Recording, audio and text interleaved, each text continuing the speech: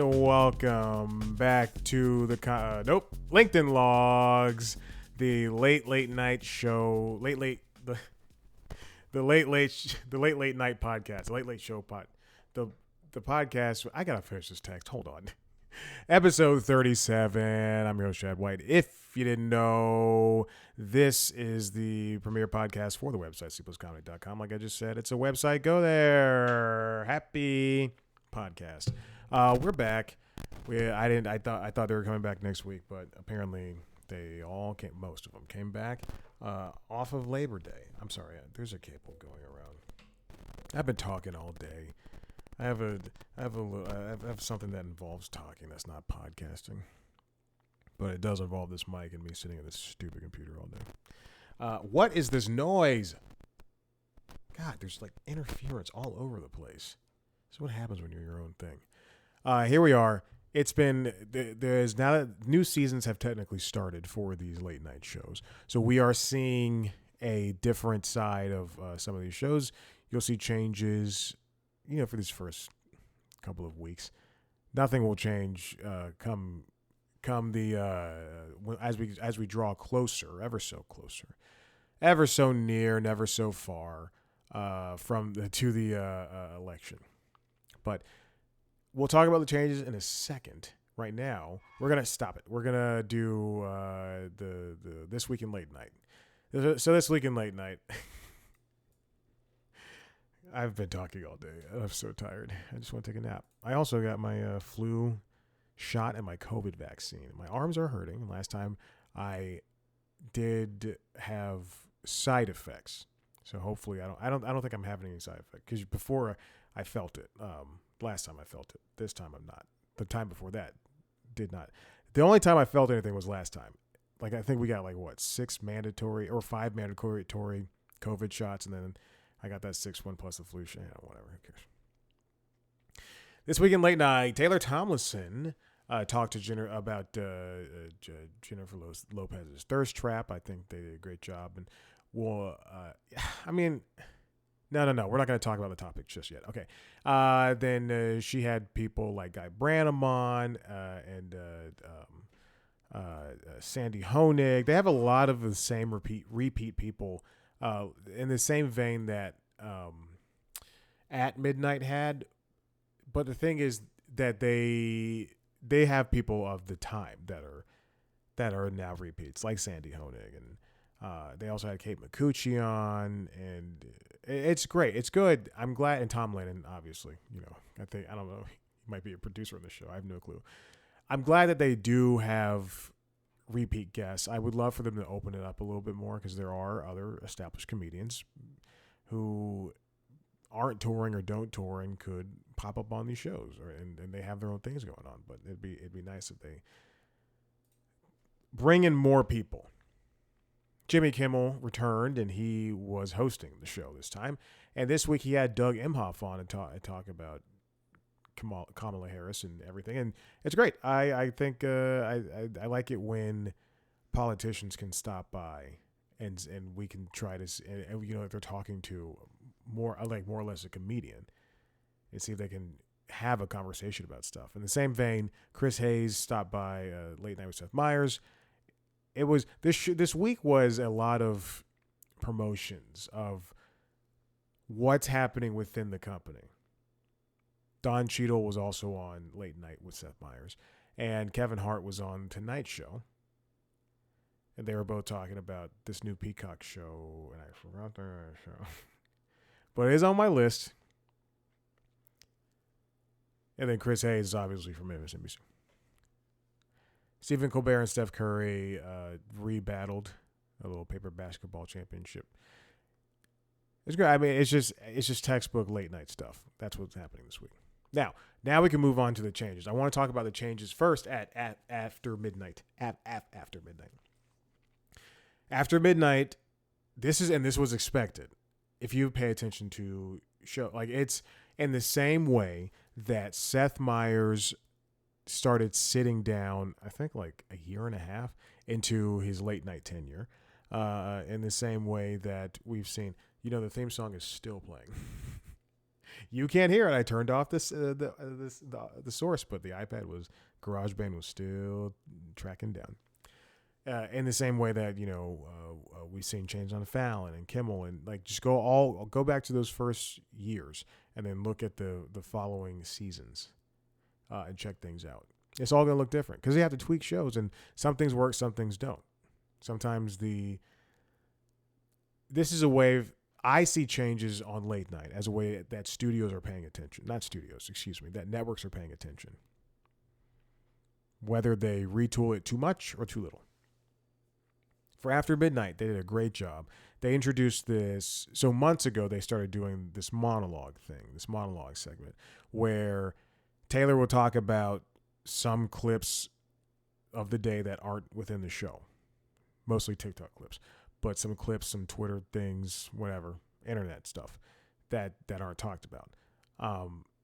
When they started doing this monologue style, I'll just call it monologue. When I started doing this monologue, it was in front of it was already on a set with this. They have this big board, this phone-looking device that was like 3 times as tall as Taylor that melted into the floor. So it looked like it was, she stood in front of that and they showed things on that. However, when they came back this season for the second season, they darkened the stage around Taylor. Now she's lit in sort of in a monologue style, like it's a play. It's really interesting to see. It's a strange lighting choice, but I'm all for it. Let's go. Good. Then they had a theme song. The theme song is forgettable. I mean, if it's not the Roots playing, it's forgettable. They have a theme song and an announcer who is much. It's not important who it is, because Late Night with Seth Meyers, they have an announcer who I don't know who it is.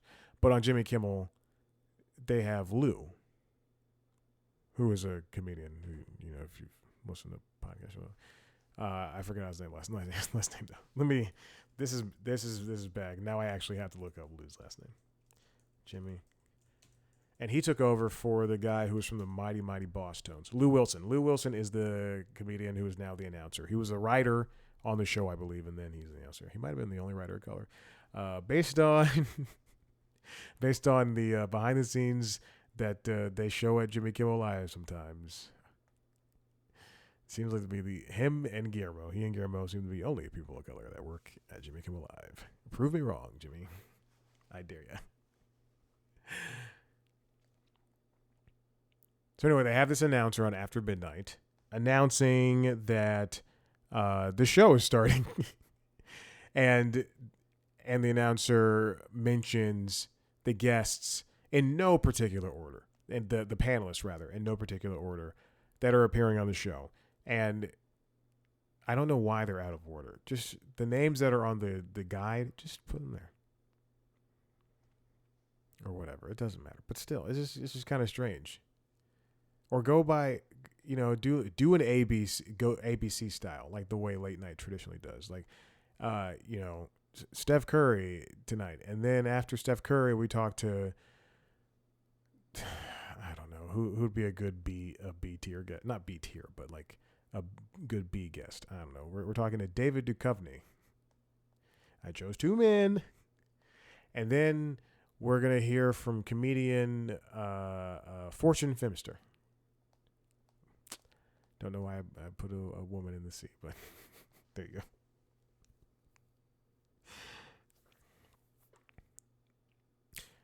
They go on with a traditional show. And sometimes Taylor references... Oh, also, Taylor used to hold up this little fake gift that they would give, the winner. Like, it'd be like a bunch of wet socks. A pile of wet socks. But now it's on a pedestal across the stage. Which I guess is funnier. I don't know. I think it's funnier when she reaches into her podium and she pulls out like a decrepit doll head or whatever. And then at some point they started having a panelist segment where the panelists sit down or talk. Excuse me.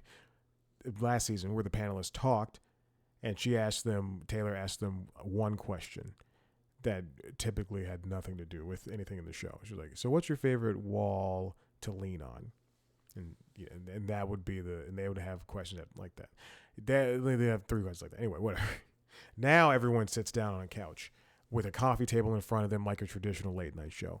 I think that's a little too busy, especially for what After Midnight is. But they have, since After Midnight is a spinoff of At Midnight, and At Midnight was a 22-minute show, and this show is 44 minutes, they have to stretch things out. So they have these panelist segments that largely work. I like them. And those are all the changes, mostly. Little things here and there. And then as for other changes, Late Night's HG Band is gone. If you listen to the last episode, I mentioned that already.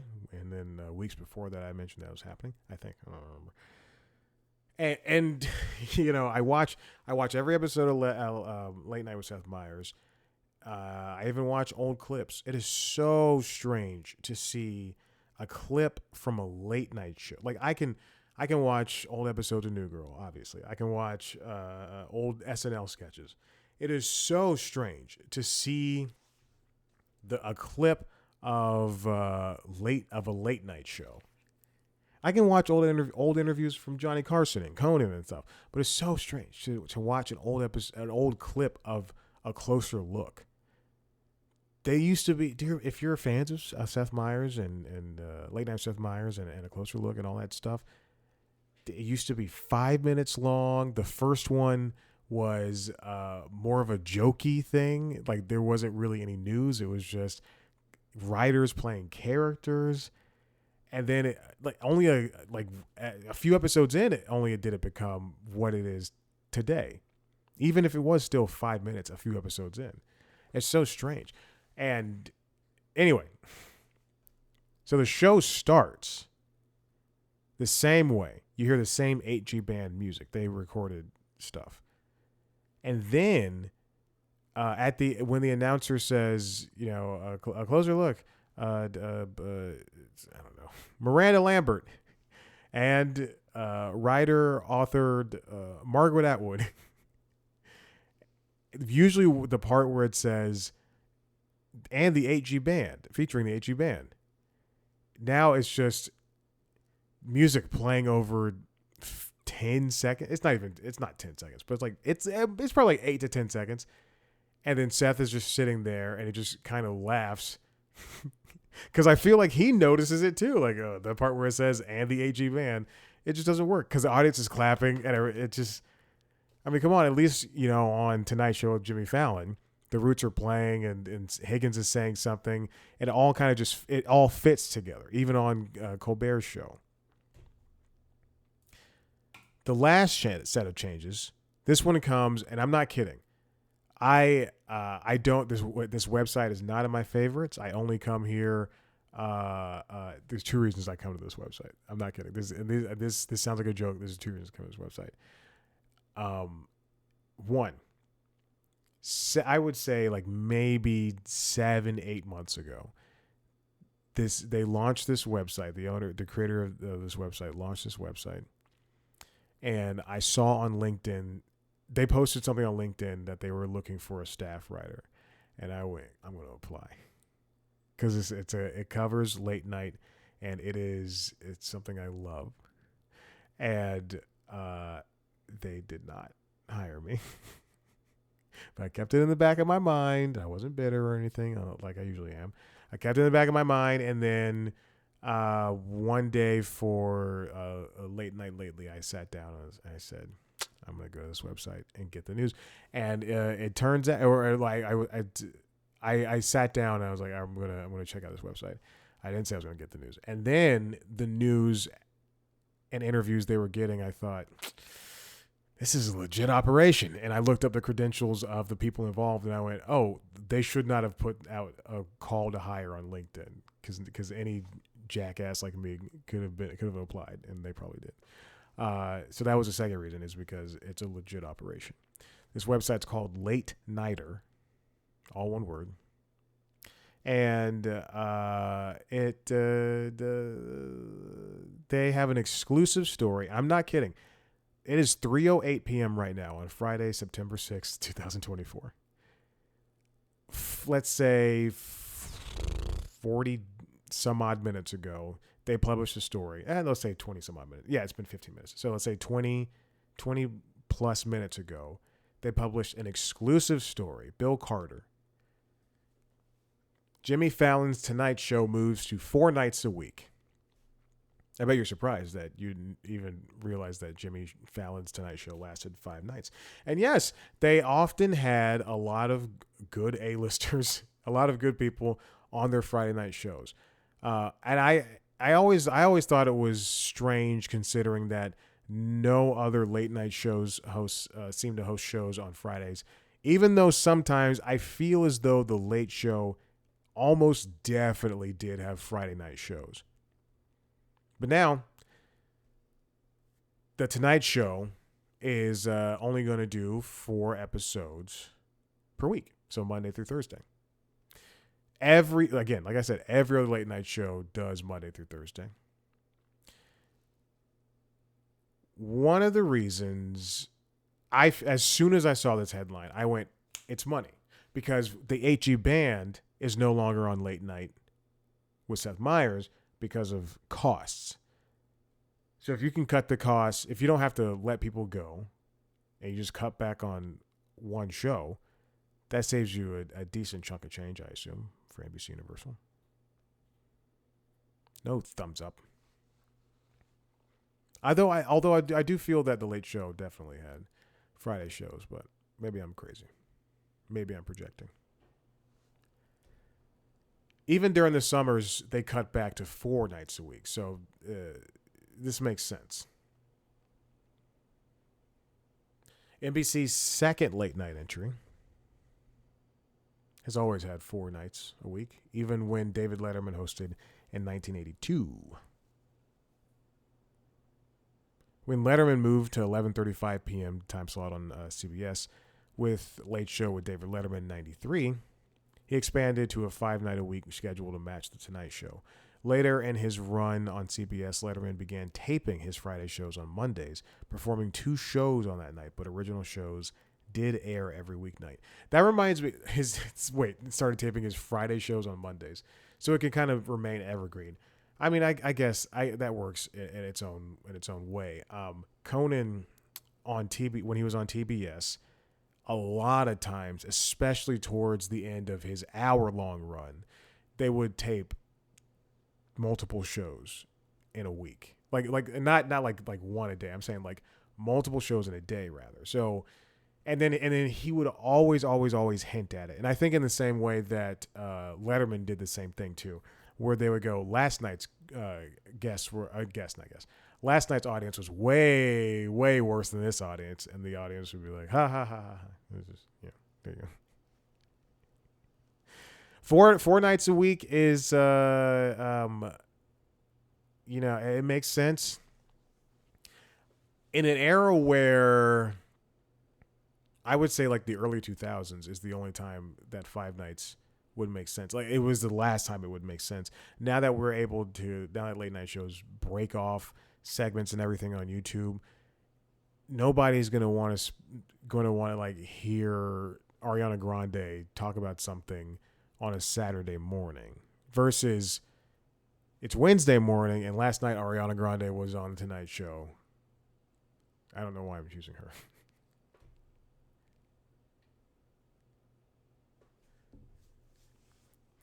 They also, NBC, Universal, and Jimmy Fallon announced, I just watched this because again, I watch late night shows. I record them on YouTube TV and I watch them. Not all the way through all the time. Mostly the monologues, and then if they play games, I kind of skip over that and go straight to the interview. But Fallon also announced that he's doing a Halloween experience over there at 30 Rock, basically from the end of September all the way through Halloween. And then he's got a children's book, and he's keeping busy. I just hope that people are still writers and the producers and the band people and assistants and pages and everybody in the middle and up and down. I hope everybody's still getting paid and getting paid enough to live, because that would this shrinking of late night is concerning. And if next year we see a huge change in the Daily Show, if something happens big, and I feel like the Daily Show would be the thing to change the most, after Jon Stewart leaves, and after I feel like come February, I believe that's when all the shows return. Come February, if they don't have a host on the Daily Show, and if there's massive changes, then late night itself will be changed, because I think that would be like a progenitor for NBC, who was already mulling giving back the 10 p.m. slot to affiliates. So your local NBC station would lose that 10 p.m. primetime show that people like. Maybe it's a Chicago. It's not a Law and Order, because they moved organized crime to Peacock. And then ABC, after Kimmel leaves his show in a couple of years, who knows what will happen to that? So, yeah, it's all up in the air. Anyway, if you like what you heard here, head to the website, cpluscomedy.com, where you can see me talk to your favorite famous people. You can also head, if you want to see a video version of the show, to youtube.com/cpluscomedy, where you can see me, all my glory. You can also see video versions of the Constitutionals podcast, which is the entertainment business news podcast, and LinkedIn Logs, which is the jobs podcast. Subscribe to those wherever you get your podcasts. Follow us on TikTok, Twitter, Instagram, and Facebook at cpluscomedy. Me at Chad Black White. Thank you so much. Bye.